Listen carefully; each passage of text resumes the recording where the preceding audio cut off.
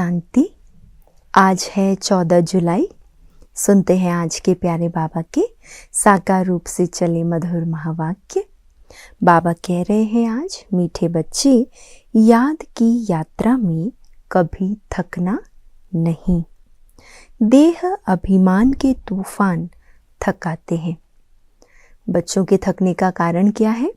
जब याद में नहीं रहते अथवा देह अभिमान में आ जाते हैं तो बाबा कहते ये देह अभिमान के तूफान ही थकाते हैं। देही अभिमानी बनो तो थक दूर हो जाएगा। प्रश्न, कौन सा संस्कार 21 जन्मों की श्रेष्ठ तकदीर को बिगाड़ने वाला है? उत्तर, अगर किसी में रूठने का संस्कार है, बाप से या पढ़ाई से रूठ जाते हैं तो 21 जन्मों की तकदीर बिगड़ जाती है। या तो बाबा से रूठते हैं या फिर पढ़ाई से रूठ जाते हैं। आपस में किसी न किसी और से अनबन होने के कारण ये दो बातों से रूठ जाते हैं। तो बाबा कहते 21 जन्मों की तकदीर बिगड़ जाती। इसीलिए बाबा कहते हैं, मीठे बच्चे, देह अभिमान के वश कभी भी ये उल्टा नशा नहीं चढ़ना चाहिए कि मैंने इतनों को समझाया, इतनी मदद की। देखो बाबा कितनी बड़ी अथॉरिटी, फिर भी कितना निरहंकारी है। स्वयं भगवान इतनी बड़ी अथॉरिटी होते भी कितना निरहंकारी है। इसीलिए सी फादर, बाबा से सीखना है ये संस्कार, ये गुण निरहंकारी पने का। गीत है रात के राही, थक मत जाना। ओम शांति। मीठे मीठे सिकी लधे बच्चों ने गीत सुना और जो योग युक्त सर्विसेबल बच्चे हैं वह इसका अर्थ झट समझ लेते हैं। हम रात के राही अर्थात ब्राह्मणों की अब रात पूरी हुई। भक्ति मार्ग को रात कहा जाता है। आधा कल्प रात का पूरा होता है। हद का भी दिन और रात है। ये फिर ब्राह्मणों का आधा कल्प दिन और आधा कल्प रात होता है। इस समय जबकि बाप आते हैं तो अंधियारा है। प्रभात होने का पहला पुर है। सवेरा हो रहा है। सवेरे के बिल्कुल नजदीक है हम, हुआ नहीं है, हो रहा है। बाबा कह रहे बच्चे जानते हैं। अब बाप कहते हैं, मीठे मीठे बच्चे, याद की यात्रा में थक नहीं जाना। जैसे जिस्मानी यात्रा होती है, आगे पैदल जाते थे, बहुत धीरे धीरे, बीच बीच में मंजिल बनी रहती है। मालूम रहता है हमको फलानी फलानी मंजिल पर ठहरना है ना। बीच बीच में ऐसे ठिकाने बने होते हैं जहाँ श्रद्धालु यात्रा पर जाते समय आराम कर सकते हैं। आगे बहुत श्रद्धा से पैदल जाते थे, उसमें बड़ी मेहनत है। अब यह तो बहुत सहज है। इसको कहा जाता है सहज याद व योग। सिर्फ बाप को याद करना है। थकने का मतलब ही है देह अभिमानी बनना। थकने का अर्थ क्या है? देह अभिमानी बनना। हाँ, इसमें कोई शक नहीं कि माया के विघ्न पड़ेंगे। ये तो बाबा पहले से ही बता देते हैं कि माया अपना काम छोड़ेगी नहीं, माया के विघ्न आएंगे। परंतु इसमें थक नहीं जाना है। थक जाने से देह अभिमान आ जाता है। बाबा कहते हैं, बच्चे, शरीर निर्वाह के लिए काम तो करना है, उसके लिए छुट्टी है। 8 घंटा शरीर निर्वाह और 8 घंटा आराम। बाकी 8 घंटा इसमें दो। अभी तो पूरा 8 घंटा कोई देते नहीं है। अंत में 8 घंटे तक रहेंगे। चार्ट को बढ़ाते रहो। यहाँ जब आकर बैठते हो तो याद दिलाई जाती है जिसको तुम निष्ठा कहते हो। बाबा की याद में आकर बैठते हो। इसका मतलब ये नहीं है कि सिर्फ यहाँ आकर याद में बैठना है।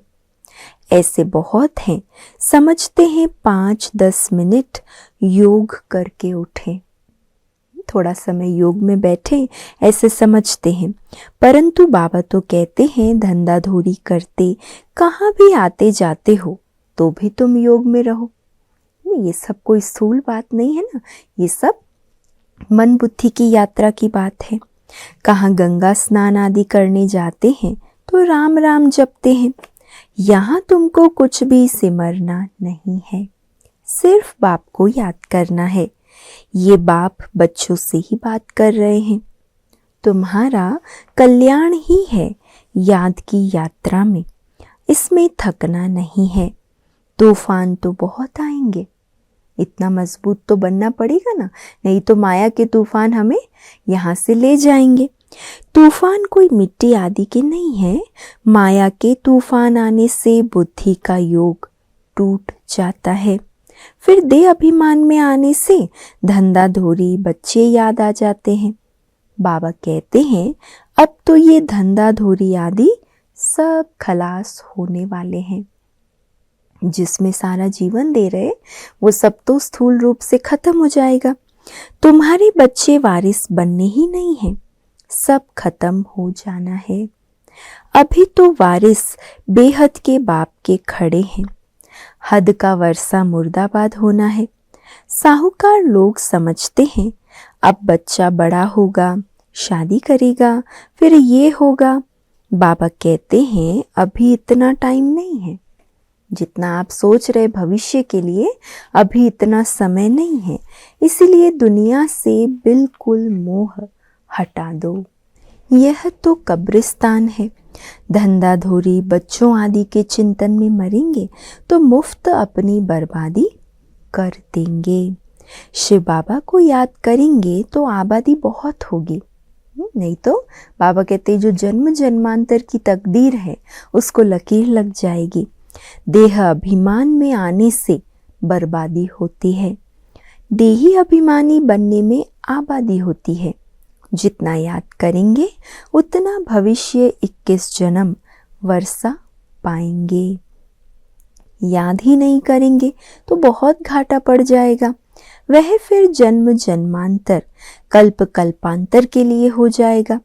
इतनी बड़ी घाटे की बात है। ख्याल करना चाहिए हम पूरा वर्षा कैसे पाएं। धन की भी बहुत लालच नहीं रखनी चाहिए। टू मच में नहीं जाना चाहिए। कोई देवाला मारते हैं तो बहुत फिक्रात हो जाती है। शिव बाबा को बिल्कुल भूल जाते हैं। फिर दोष रखते हैं कि ज्ञान में आए हैं तब देवाला मारा है। किस पर दोष रखते हैं? फिर बाबा कहते ज्ञान मार्ग में आने पर दोष रख देते कि जब से ज्ञान में चले हैं हमारे जीवन में इतनी सारी विघ्न, इतनी परिस्थितियां आई है। बाबा कहते बाबा को याद नहीं करते, यही सोचते रहते हैं देवाला मारा, बीमार हो पड़े हैं। यह कभी नहीं समझना चाहिए। बीमारी आदि होती है, ये तो कर्म भोग है। अच्छा है विकर्म विनाश हो जाएंगे। धर्मराज के डंडे खाने से तो बीमारी अच्छी है ना। कर्म भोग चुक तो करना है। ये तो महारोगी शरीर है, कितनी संभाल की जाती है। चलते चलते फिर खड़े हो जाते हैं, है ना। खड़े हो जाते माना वहीं ठहर जाते हैं। हार्ट फेल हो जाते। ऐसी पुरानी दुनिया को तो बुद्धि से एकदम भूल जाना चाहिए। बच्चे देखते हैं बाबा नया घर बना रहे हैं तो पुराने से एकदम दिल हट जाती है। कहते हैं बाबा जल्दी से मकान बनाओ। पुराने मकान में तकलीफ तो बहुत है, तुम भी जानते हो। ये पुरानी दुनिया तो बहुत गंदी है। तुम्हारा ये है बेहद का सन्यास। वह सन्यास करते हैं घर बार का, उसको हद का सन्यास कहा जाता है। तुम सन्यास करते हो विकारों का। बाबा कहते हैं देह सहित देह के जो भी तुम्हारे संबंध है सबको तोड़ माम एकम याद करो। ये दुनिया जो इन आँखों से देखते हो इनको भूल जाओ। अभी तुम्हारी बुद्धि जानती है हम स्वर्ग की राजधानी के लिए पुरुषार्थ कर रहे हैं। ज्ञान का तीसरा नेत्र मिला है। ये सब कब्रिस्तान हो जाना है, इससे प्यार नहीं रखना है। आजकल मनुष्यों के पास पैसे बहुत हैं तो विकार भी तेज हो गए हैं। जितना ज़्यादा पैसा है उतना ही उसको विकारों में, गलत आदतों में, नशे आदि में कितना यूज़ कर रहे हैं। तो बाबा कहते विकारों की भी तीव्रता हो गई। काम विकार कितना तेज है।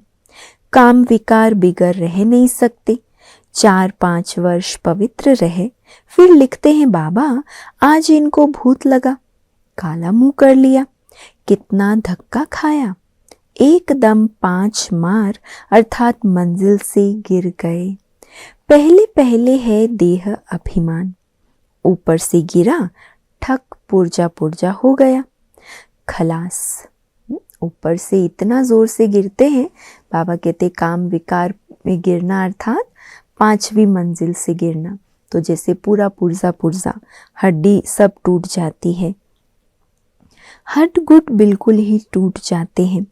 फिर पुरुषार्थ करने में टाइम लगता है। ये है सबसे बड़ी चोट। इसीलिए बाबा कहते हैं काम महाशत्रु है। विकार को ही पतितपना कहा जाता है। कहते हैं बाबा हमको पतित से पावन बनाओ। भारत में ही संपूर्ण निर्विकारी थे ना, भारत ही निर्विकारी था, अब भारत विकारी है। संपूर्ण निर्विकारी सूर्यवंशी को कहेंगे। भल रामचंद्र के राज्य में भी विकार की बात नहीं रहती, परंतु कला तो कम हो जाती है। 1250 वर्ष कम हो गए तो वह दुनिया की ताकत तो कम हुई ना। इसीलिए उनको सतो प्रधान फिर सतो कहा जाता है। तुम चाहते हो हम मम्मा बाबा को फॉलो कर सूर्यवंशी महाराजा महारानी बने। इसमें तकलीफ व खर्चे आदि की बात ही नहीं है। मुख से इसमें कुछ बोलना भी नहीं है, सिर्फ याद करना है। इसको ही सहज योग कहा जाता है। इसमें बड़ी मेहनत चाहिए। बाबा के आगे तो सब महारथी हैं। इसमें योग पूरा चाहिए। किसी को भी ज्ञान का तीर लगाने से पहले बाबा कहते हैं आपकी अवस्था इतनी अच्छी और योग युक्त हो कि उनको ज्ञान का वो तीर लग जाए। तो इसीलिए योग पूरा चाहिए, तब कुछ तीर लगे। योग बल तो है ना, योग की बहुत कमी है। विघ्न भी योग में बहुत पड़ते हैं। बेहद का बाप मीठे मीठे बच्चों को बैठ समझाते हैं। बच्चे बाप से व पढ़ाई से कभी रूठना नहीं। रूठेंगे तो 21 जन्म तकदीर से रूठेंगे। बाप से नहीं, पढ़ाई से नहीं, लेकिन अपनी ही तकदीर से रूठ जाएंगे। बड़े अच्छे अच्छे बच्चे भी रूठ पड़ते हैं। नशा चढ़ जाता है देह अभिमान का। मैंने इतनों को समझाया, देह अहंकार आने से गिर पड़ते हैं। इसमें अहंकार नहीं आना चाहिए। शिव बाबा को कोई अहंकार है? कितना निरहंकारी है और है कितनी बड़ी अथॉरिटी। कहते भी हैं मैं साधारण तन में साधारण घर में आता हूँ। बाबा कब आता है? एक तो कलयुग के अंत में, और आता भी है साधारण तन में। साहूकार के घर में थोड़ी ही आता हूँ। तो अब बच्चों को जागना है। बाबा युक्तियाँ तो बड़ी अच्छी बतलाते रहते हैं। तुम बच्चों की ही देरी है। ड्रामा अनुसार अर्जुन अवस्थाएं जोर नहीं भरी, आगे चल जोर भरेंगी।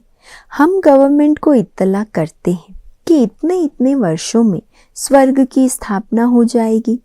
यह अखबार आदि में मनुष्य पढ़ेंगे तो आकर तुमसे पूछेंगे थोड़े वर्ष के अंदर स्थापना होगी तो विनाश भी जरूर होगा। ढेर आएंगे। ये प्रॉपर्टी आदि थोड़े समय के लिए है। इस प्रॉपर्टी को तुम कोई प्रॉपर्टी थोड़ी समझते हो। तुम जानते हो ये तो थोड़े रोज के लिए है। ये मकान आदि रहने के लिए बनाए हैं, क्योंकि मधुबन में बहुत बच्चे आते हैं रिफ्रेश होने के लिए। हेड ऑफिस मधुबन है। आज तुम क्या करते हो, कल क्या करेंगे? यहाँ तपस्या करते हो, फिर दिल्ली वृंदावन आदि में जाकर राज्य करेंगे। हमारा यादगार कैसे खड़ा है ये अच्छी रीति दिखाना है। जो काम हम अभी कर रहे हैं 5000 वर्ष पहले भी किया था।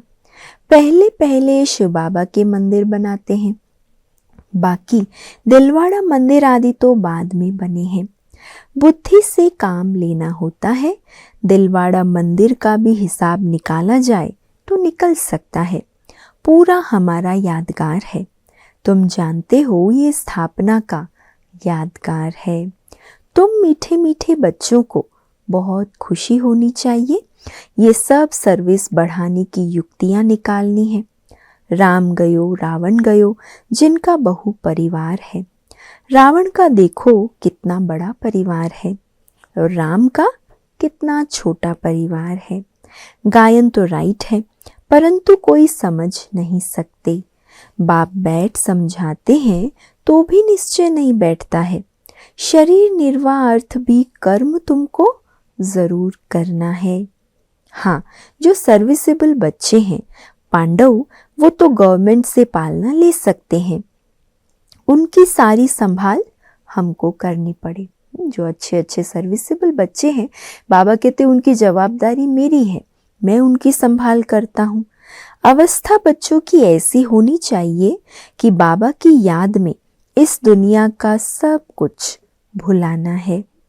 याद की यात्रा में जो पक्का मस्त रहेगा उनकी अवस्था भी बहुत मजबूत होगी। जैसे कि शिव बाबा की याद में रहे तुम शरीर छोड़ते हो। सन्यासी ब्रह्म की याद में शरीर छोड़ते हैं तो भी वायुमंडल में बिल्कुल सन्नाटा हो जाता है। बाबा को अनुभव है। मनुष्य मरते हैं तो घर में सन्नाटा हो जाता है। इसमें भी ऐसे होता है। पिछाड़ी में जैसे कि सब कुछ भूल जाते हैं। अब हमको वापस घर जाना है। देह अभिमान छूटता जाता है। जैसे जैसे अवस्था पक्की होती जाएगी, एक तो ये स्मृति रहेगी कि हमको अब घर जाना है, और दूसरा बाबा कहते देह अभिमान छूटता जाएगा। पिछाड़ी में शरीर खुशी से छोड़ना चाहिए। हर्षित मुख, बस हम कहाँ जा रहे हैं। ऐसी अवस्था जब होगी तब विजय माला में पिरोने लायक बनेंगे। तुम्हारे में शांति की करंट है।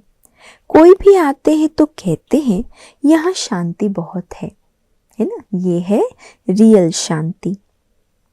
आत्मा शरीर से डिटैच हो जाती है।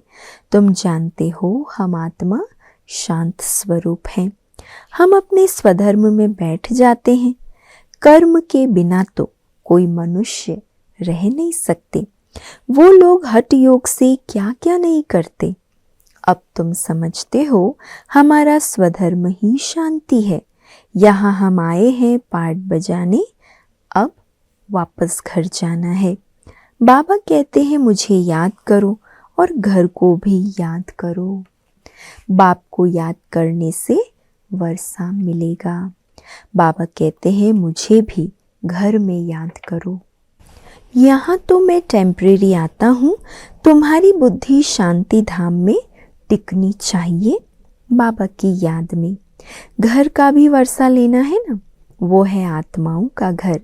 ये है जीव आत्माओं का घर। अपने घर को भी भूलो नहीं, बाप को भी भूलो नहीं। बाप को याद करने से ही पवित्र बन घर चले जाएंगे। ज्ञान को धारण करने से फिर राजाई करने आएंगे नई दुनिया में। जितना हो सके औरों को रास्ता बताते जाओ।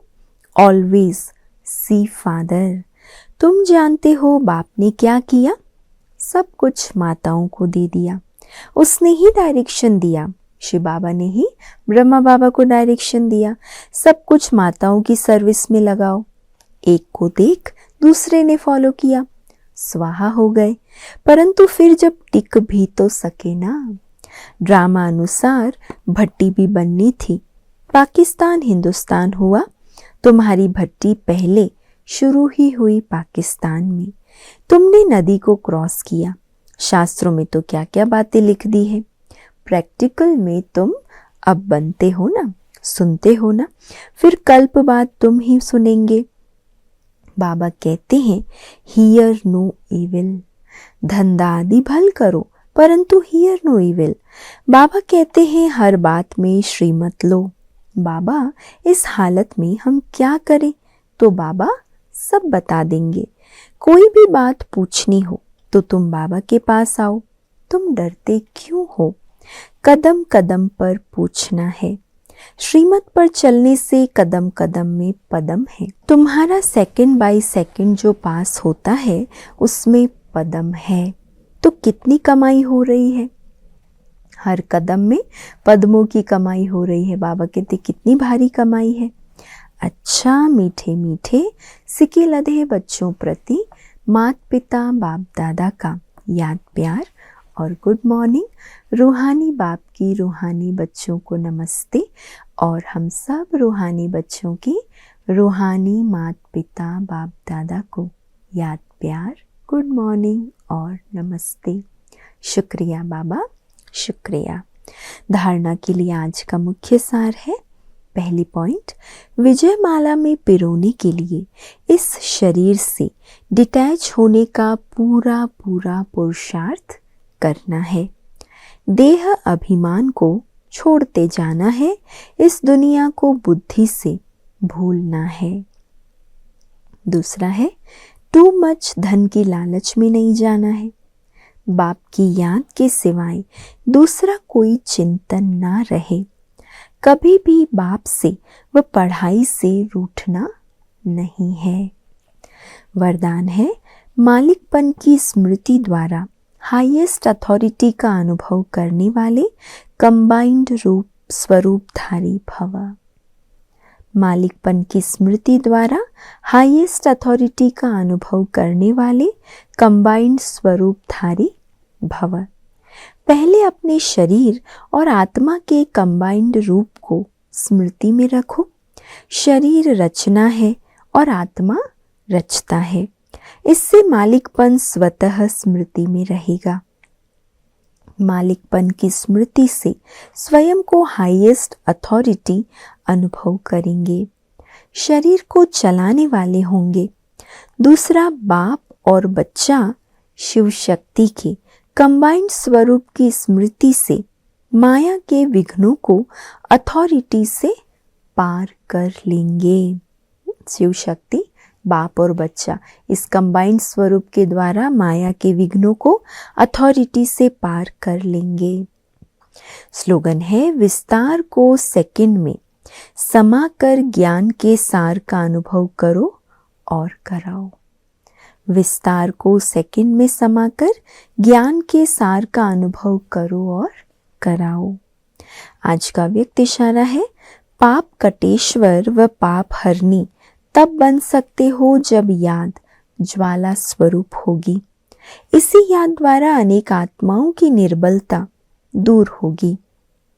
इसके लिए हर सेकंड, हर श्वास बाप और आप कंबाइंड होकर रहो। कोई भी समय साधारण याद ना हो।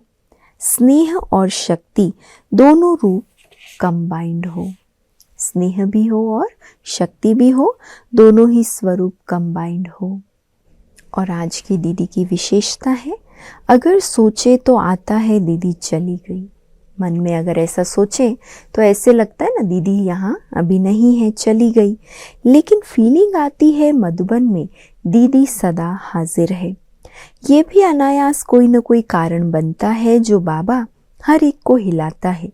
दिखाई देता है जो भी आत्माएं चली गई वह फिर से हाथ पकड़ेंगे। ऐसी अनेक आत्माओं को नजदीक लाने का, उन्हें अंजलि देने का ये भी दीदी का पार्ट है। ये प्रैक्टिकल रील चल रहा है।